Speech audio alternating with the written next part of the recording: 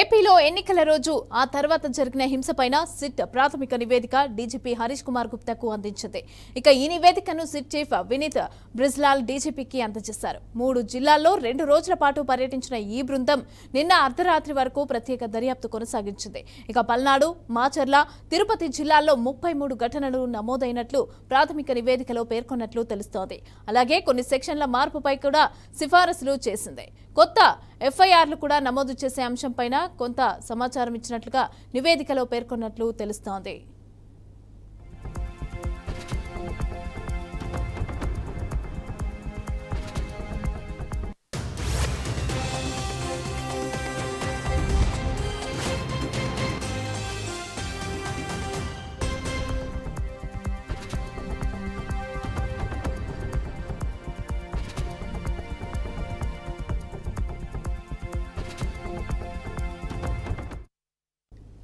కొందరు అధికారులు హింసాత్మక ఘటనలు జరుగుతాయని తెలిసి కూడా ఆలస్యంగా వెళ్లినట్లు, స్థానిక రాజకీయ నేతలతో కుమ్మక్కైనట్లు సిట్ తన ప్రాథమిక నివేదికలో పేర్కొన్నట్టు సమాచారం. ఇక కేంద్ర ఎన్నికల సంఘం ఆదేశాల మేరకే ఏర్పాటు చేసిన సిట్ దర్యాప్తు పూర్తి కావడంతో ఈ నివేదికను డీజీపీ, సీఈసీ, ఎన్నికల సంఘం సీఈఓకు అందజేయనున్నారు. ఇక సిట్ తన దర్యాప్తు సందర్భంగా పలువురు నేతలు, స్థానికులు, పోలీసులను విచారించింది.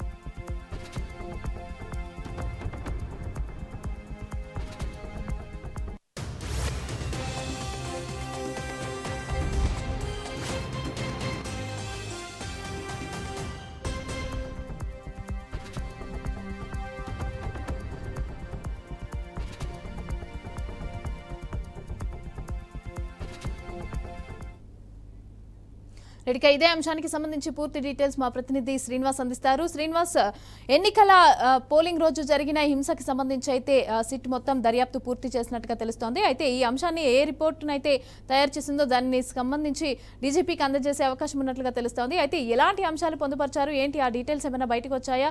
అలాగే అక్కడ కొంతమంది వాంటెడ్లీ లేట్గా వెళ్లారు, అక్కడ హింస జరుగుతుందని తెలిసి కూడా అధికారులు లేట్గా వెళ్లడం జరిగింది అనేసి అని చెప్పి కూడా ఒకటి ఇన్ఫో బయటకు వస్తోంది. అయితే దీనికి సంబంధించి ఏం చెప్తారు?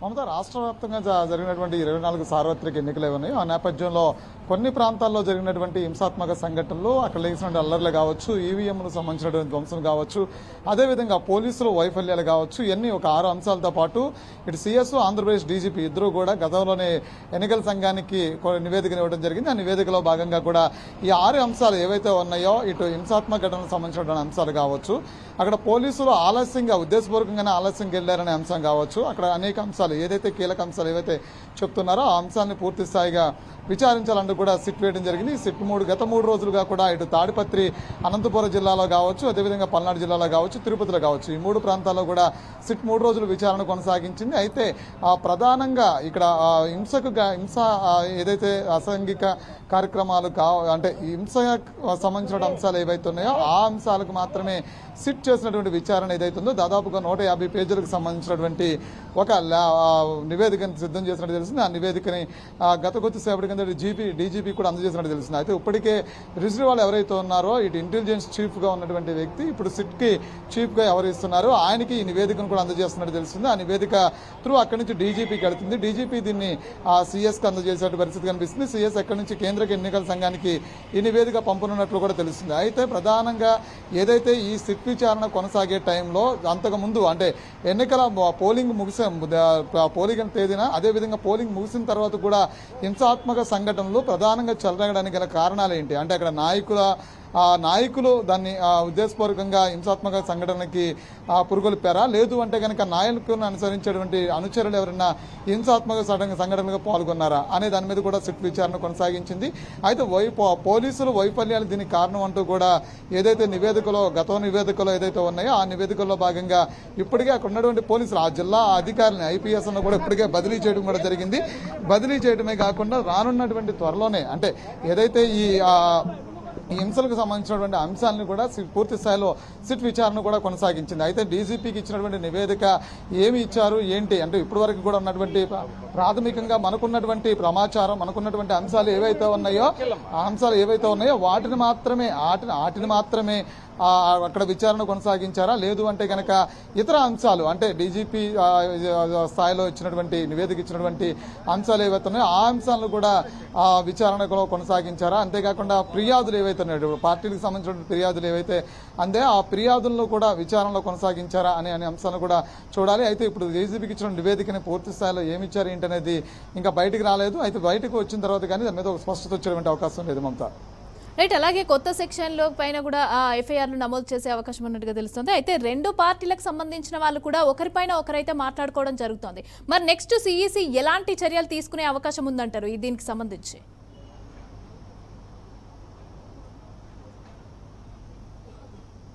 అంటే దీనికి సంబంధించినంత వరకు పార్టీలకు సంబంధించినటువంటి నేతలు ఎవరైతారో ఈ సంఘటనలకి వాళ్ళు ఇన్వాల్వ్ అయ్యి ఉంటే కనుక వాళ్ళ మీద కూడా ఏదైతే అక్కడ జరిగినటువంటి హింసాత్మక ఘటనలు ఉన్నాయో దానికి సంబంధించినటువంటి సెక్షన్లో నమోదు చేస్తామని చెప్పడం జరిగింది. అయితే దానికి సంబంధించి ఇప్పటికే ఎఫ్ఐఆర్లు కూడా నమోదు చేయడం జరిగింది. ఎఫ్ఐఆర్లు నమోదు చేయడమే కాకుండా వాళ్ళ మీద చర్యలు కూడా చేపట్టడం జరిగింది. ఎఫ్ఐఆర్లు నమోదైన తర్వాత కూడా సిట్ చేసినటువంటి విచారణ ఏదైతుందో ఆ విచారణలో కనుక ఇంకా అంటే దాని ప్రభావం ఇంకా ఎక్కువ ఉంటే కనుక ఆ సెక్షన్స్ కూడా మార్చి మరొకసారి ఎఫ్ఐఆర్ని వేసేటువంటి అవకాశం ఉంటుంది.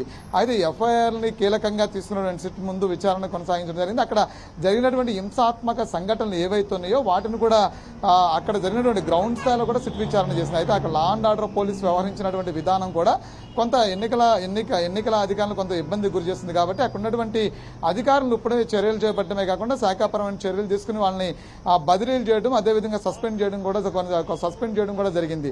అయితే ఇంకా దీనికి సంబంధించి నేతలకు సంబంధించినటువంటి ఫిర్యాదులు ఇప్పటికే పార్టీలకు సంబంధించిన వ్యక్తులు ఫిర్యాదులు చేసుకున్న నేపథ్యంలో కూడా పూర్తి స్థాయిలో నివేదికలన్నీ కూడా ఇప్పుడు సిట్ ద్వారా డీజీపీకి అంది. కాబట్టి దీని ప్రభావం ఎంతవరకు ఉండింది, అసలు ఈ కేసులు అంటే ఎంత హింసాత్మక ఘటనలకు సంబంధించినటువంటి ఆధారాలు ఏం సేకరించారు అనే అంశాలు కూడా బయటికి రావాల్సిన పరిస్థితి ఉంది.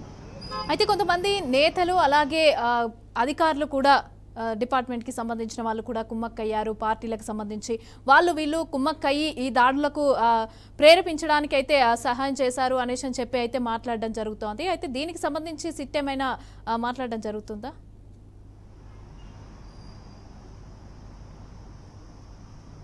అన్ని కోణాల్లోనూ సిట్టు పూర్తి స్థాయిలో విచారణ జరిగించింది. విచారణ తర్వాత కూడా ఏదైతే అంశాలు అంటే గతంలోనే హింసా ఘటనలకు సంబంధించినటువంటి అంశాలు ఏవైతే ఉన్నాయో ఎన్నికలకు ముందు లేనటువంటి అల్లర్లు ఎన్నికల రోజు పోలింగ్ తేదీన రోజున అల్లర్లు జరగడానికి కారణం హింసాత్మక ఘటనలు జరగడానికి కారణం. అదేవిధంగా ఎన్నికల పోలింగ్ ముగిసిన తర్వాత కూడా కంటిన్యూ అవుతున్నటువంటి ఏదైతే హింసాత్మక ఘటనలు ఎందుకు కంటిన్యూ అవుతున్నాయి అనే అంశం మీద రానున్న రోజుల్లో కౌంటింగ్కి ఇబ్బంది లేకుండా అదేవిధంగా రాష్ట్రంలో ప్రశాంతమైనటువంటి వాతావరణంలో ఎన్నికలు నిర్వహించాలనుకున్న నేపథ్యంలో ఎందుకు హింసాత్మక ఘటనలు ఈ ప్రాంతాలను ఎక్కువ జరిగినాయి అంటే పోలీసుల వైఫల్యాలు ఎక్కువ ప్రాంతాలు ఇప్పుడు వైసీపీ నేతలు చెప్పినట్టుగా ఎక్కడైతే ఎన్నికలకి పోలింగ్కి ముందు బదిలీలైనటువంటి ఏదైతే ఐపీఎస్లు బదిలీ వెళ్ళారో ఆ ప్రాంతంలోనే ఎక్కువ హింసాత్మక ఘటనలు చోటు చేసుకున్నాయి. సో అక్కడ పోలీసుల నిర్లక్ష్యం అని చెప్తారా, లేదంటే నేతల్లో ఉన్నటువంటి అత్యుత్సాహమే ఈ హింసాత్మక ఘటనలకు దారితీసినాయని చెప్తారా, లేదు అంటే కనుక నేతలను అనుసరించేటువంటి వ్యక్తులు ఎవరైతే అనుచరులు అవుతున్నారో వాళ్లే హింసాత్మక ఘటనలకి కారణం అని చెప్తారా? లేదు అంటే కనుక అక్కడ గతంలో ఉన్నటువంటి ఏదైతే వర్గ విభేదాలు కావచ్చు, పార్టీల పరంగా ఉన్నటువంటి అభిప్రాయాలు కావచ్చు, పార్టీల పరంగా ఉన్నటువంటి వ్యక్తిగత ద్వేషాలు కావచ్చు, ఇవన్నిటికి కలిపి హింసాత్మక ఘటనలకు కారణమైందా? రాయలసీమ ప్రాంతంలో చూస్తే అనంతపురం, పల్నాడు జిల్లాలో చూస్తే కనుక ఇటు మాచర్ల కావచ్చు, దాచేపల్లి కావచ్చు, అదేవిధంగా గురజాల కావచ్చు, ఈ ప్రాంతాలు ప్రధాన ప్రాంతాలు, పల్నాడు జిల్లాలో ప్రధాన ప్రాంతాలు ఎప్పుడు ఇక్కడ ఎప్పుడు కూడా ఎన్నికలు జరిగిన ప్రతిసారి కూడా కొన్ని హింసాత్మక ఘటనలు కొనసాగేటువంటి పరిస్థితి కనిపిస్తుంది.